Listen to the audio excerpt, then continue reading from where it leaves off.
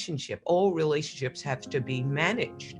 And it takes recognition. If you don't recognize, but someone else is recognizing, and they say, okay, you're my spiritual mother and father, but you don't recognize them as a son or a daughter, then you've got a problem. And the problem is that they're going to have a sense of rejection. They're going to feel rejected because of their expectations.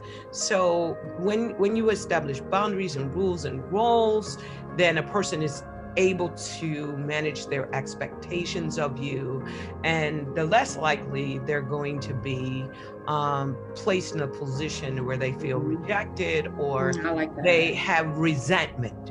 Because a lot of people have resentment because they feel like, this is a relationship that we have, here are my expectations, but we've never discussed that. We've never, if you haven't agreed on that, or they haven't agreed on that, then those expectations are unfounded. And immediately, you're making a very good point. I think a lot of people that are watching are really being delivered through this conversation, because one of the things I've learned in leadership, and this is just my personal experience, and I hope it helps others that are watching, is that when someone covers you, I've learned that they're not really covering you, they're really uncovering you. They're uncovering things within you, but it's your responsibility to discover yourself in the uncovering. And so for me, I think that those definitions, as far as those roles and duties and responsibilities, are key. That lack of communication sometimes can be a misunderstanding or misconception of what rejection is really happening and what's taking place with that, because it's just, like you said, the lines weren't defined. Right. You are good enough. Right. I'm not paying attention to that. And, I think with anyone, the hardest thing is not the rejection of an individual, but the rejection of yourself.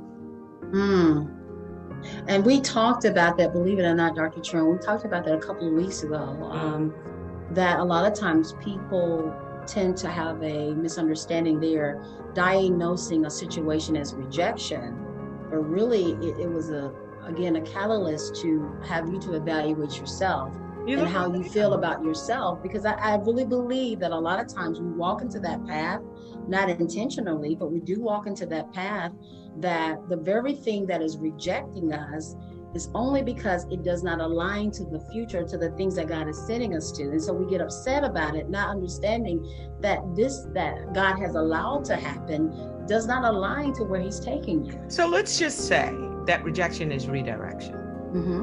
Is redirecting you along a specific path that you're going to take. It's redirecting you to look within for skills and opportunities that you're looking without. And I hear a lot of people say, well, I didn't do this because nobody helped me. Which is just, it's a learned helplessness. Right. So if it's learned helplessness, you can learn how to help yourself. And self-esteem, self-image, self-worth has that one word in common: self. You have to do it yourself. God gives it, but you have to receive it. You have to cultivate it. You have to honor it. And in honoring it, and I think we reject ourselves based on, a false application of a word, that we should not think more highly of ourselves than we are.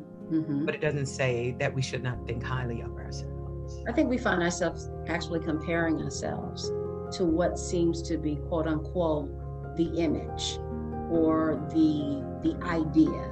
And we don't necessarily tap into, like you said before, who we are.